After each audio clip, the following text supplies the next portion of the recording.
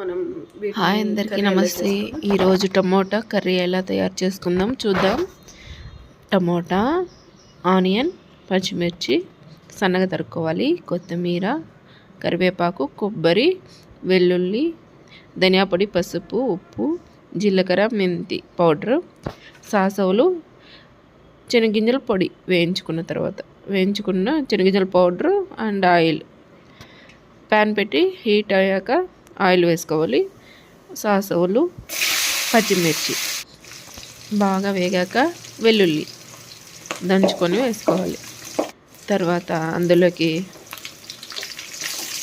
ఎర్రగడ్డ అలాగే కరివేపాకు వేసి బాగా వేయించుకున్న తర్వాత ఆనియన్స్ బాగా రెడ్గా వస్తాయి.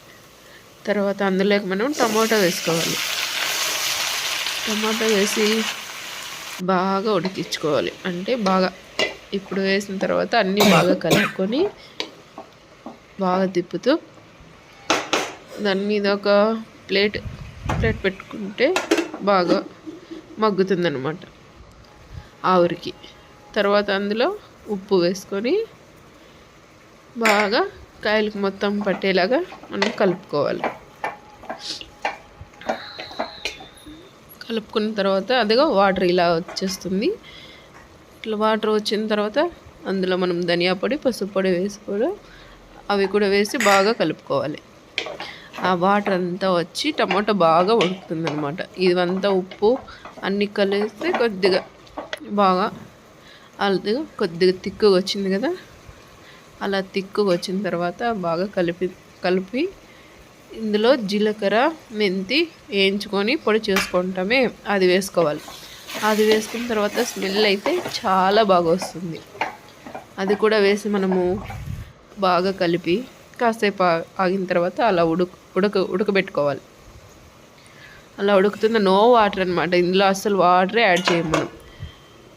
అలాగే ప్లేట్ పెట్టుకోవాలి. తర్వాత లాస్ట్లో కొబ్బరి తురుము అండ్ శనగింజల పొడి వేయించుకొని మిక్సీ పట్టుకోండి. శనగింజల పొడి ఇది వేసామంటే ఇంకా దగ్గరకు వస్తుంది అనమాట. బాగా కలుపుకోవాలి. ఇది వేసి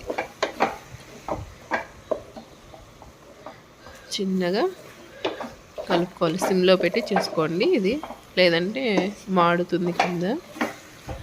బాగా కలుపుకొని కాసేపు సిమ్లో పెట్టి బాగా ఆవిరి ప్లేట్ పెట్టేసినామంటే ఆవిరి మీద బాగా ఇది అవుతుంది. కొత్తిమీర చల్లి అలా కాసేపు నుండి ఆఫ్ చేస్తే చాలా బాగుంటుంది నిజంగా. ఇది రైస్లో కానీ రోటీలో కానీ ఎలాగైనా తినొచ్చు. చాలా రుచిగా ఉంటుంది. మీరు కూడా ఒకసారి ట్రై చేసి